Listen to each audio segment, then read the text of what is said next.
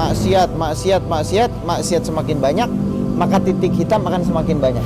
Walaupun punya harta yang banyak, walaupun punya rumah yang besar, walaupun punya keturunan yang banyak, walaupun punya pangkat, walaupun punya kedudukan, tapi kalau di dalam hati kita tidak ada Allah, maka tidak akan ada yang namanya kesenangan, dan tidak akan ada yang namanya ketenangan.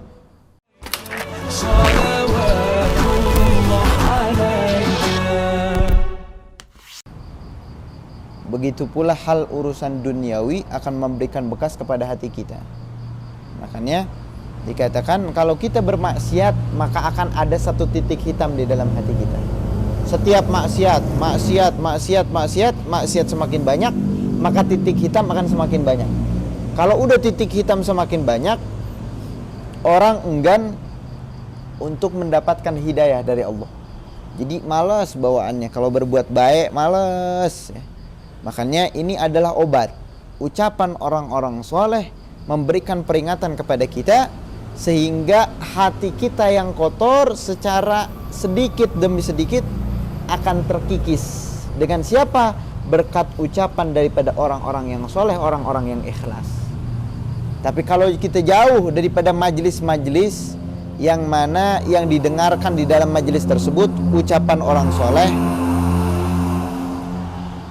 kita jauh daripada majlis yang didengarkan kalam-kalam ulama, maka akan jauh pula kita daripada hidayah daripada Allah Subhanahu wa ta'ala.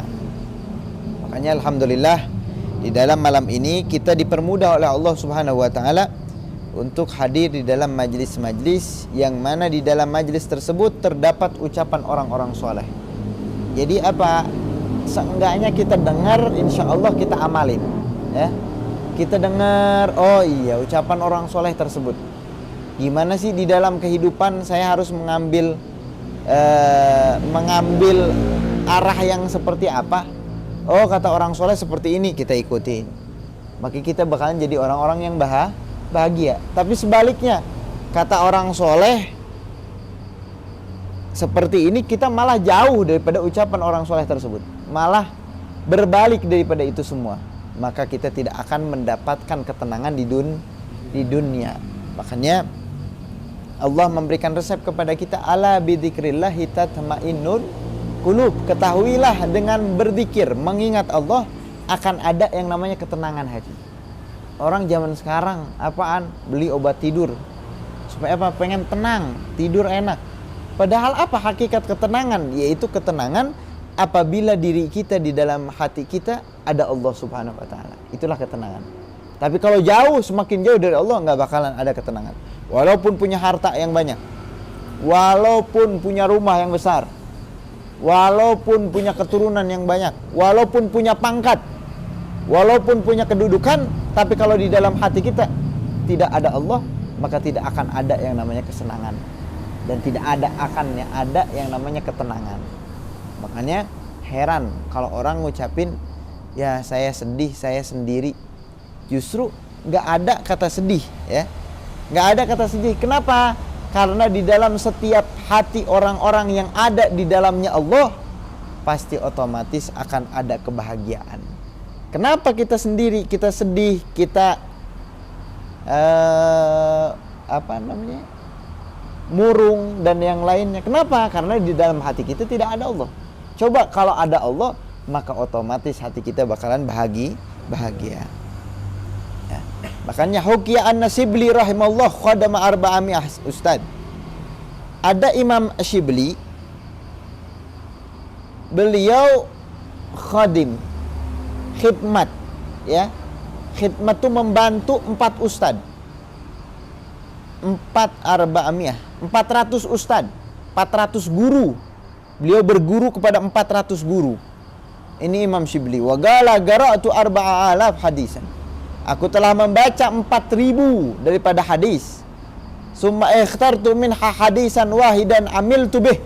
Dan aku memilih satu hadis yang mana satu hadis tersebut mengajarkan kepadaku, anni ta'ammaltu fa wajadtu khalasi wa najati fih, yang mana aku dapati apabila aku mengikuti hadis tersebut. Maksudnya cukup merangkum daripada itu semua untuk ketenangan dan keselamatanku apa?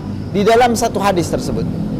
Apa? Wa kanal ilmul awwalina wal akhirin kulluhu, yang mana ilmu orang-orang yang dulu dan ilmu orang yang akan datang adanya di dalam hadis ini.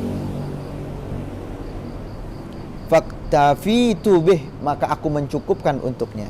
Wa dzalika anna Rasulullah sallallahu alaihi wasallam qala li ba'di ashabih.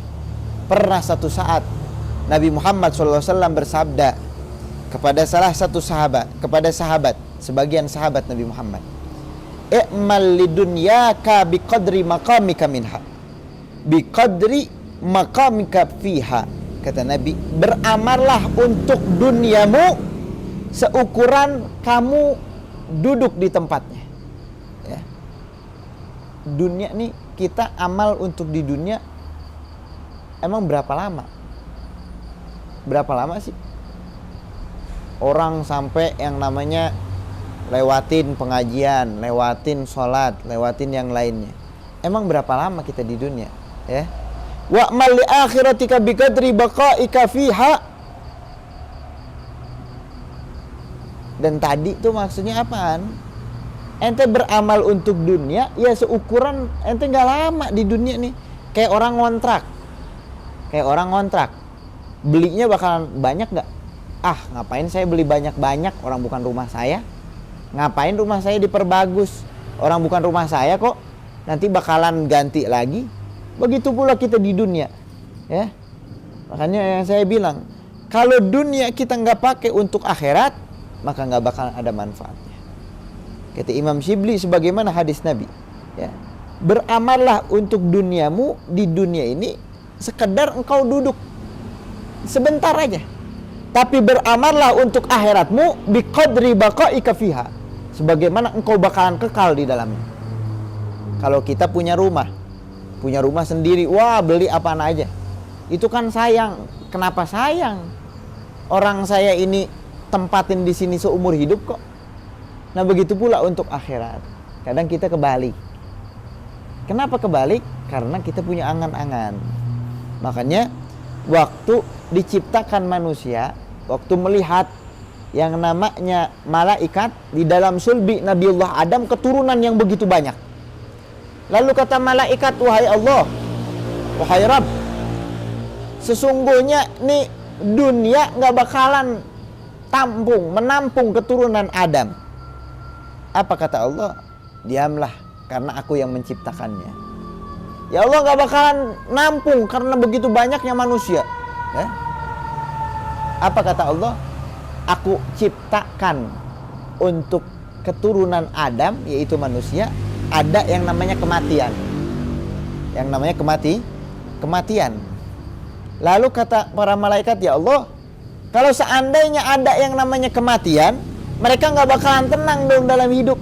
Kenapa? Orang kalau saya kalau saya kerja ingatnya mati, saya makan ingatnya mati, nikmat nggak kayak gitu? Enggak, orang ingatnya mati, ya, benar nggak?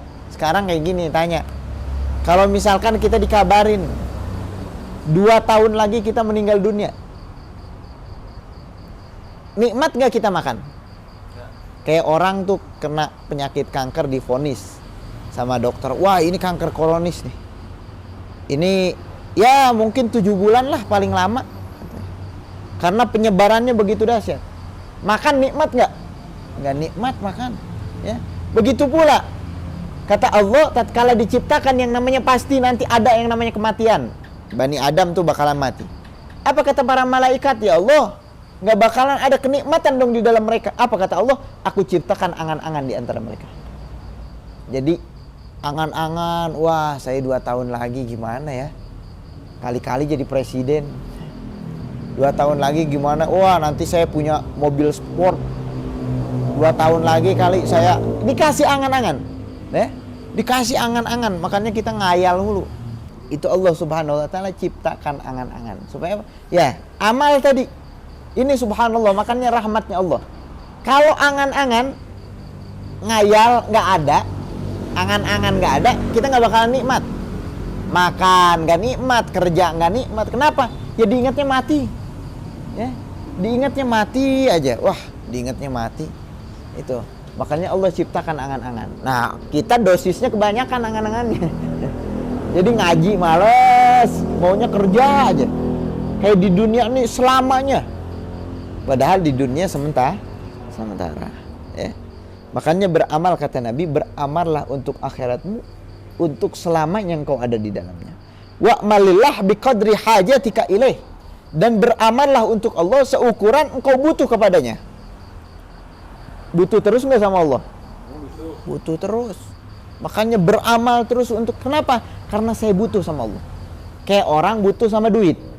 Kerja terus. Ente kerja terus. Kenapa sih? Ini lagi kejar target. Ini lagi kejar target. Kenapa? Karena dia butuh dengan uang. Mau jauh. Hujan-hujan. Kenapa? Oh iya ya. Saya butuh sama duit, saya butuh sama pekerjaan saya. Kalau saya nggak kerja, gimana saya dapat duit? Nah, makanya kayak gitu. Nah, apa kata Nabi? Jadikan kebutuhanmu kepada Allah sebagaimana engkau butuh kepada hajatmu. Ya, butuh sama Allah terus, mau dimanapun. Oh iya, saya butuh sama Allah. Jangan sampai sholat saya ketinggalan. Jangan sampai saya nggak nutup aurat. Kenapa? Ya saya butuh kok sama Allah. Bukan butuh sama manusia. Kata manusia, ente cari muka aja. Bukan itu, nggak ada masalah manusia mau ngomong apapun. Yang penting saya ini butuh sama Allah. Mau orang mau ngomong kayak gimana, ya saya butuh sama pekerjaan saya. Saya butuh sama duit. Orang sampai ngomong kayak gitu. Ya. Nah, makanya tanamkan bukan butuh kita begitu dahsyat kepada uang, tapi begitu butuh kita kepada Allah Subhanahu wa taala. Ya. Wa'mal linar biqadri sabrika 'alaiha, dan beramallah untuk neraka seukuran seberapa jauh sabarmu terhadapnya. Ada yang kuat dengan nerakanya Allah? Ada yang kuat? Ada yang kuat. Ya. Api. Kalau api di dunia masih kalau dibakar tangan doang yang panas. Tapi kalau di neraka yang disundutnya tak jari, yang panasnya sampai hati, naudzubillah. Ya. Panas, saking panasnya itu sampai berubah jadi hitam. Nerakanya Allah Subhanahu wa taala. Nah, makanya kalau ente sabar, benar-benar sabar terhadap nerakanya, ya udah nggak apa-apa, ente mau apaan, mau maksiat juga. Cuma kira-kira sabar apa enggak? Gitu ya. Nggak bakalan kuat, ya. Kita nggak bakalan kuat terhadap nerakanya Allah Subhanahu wa taala.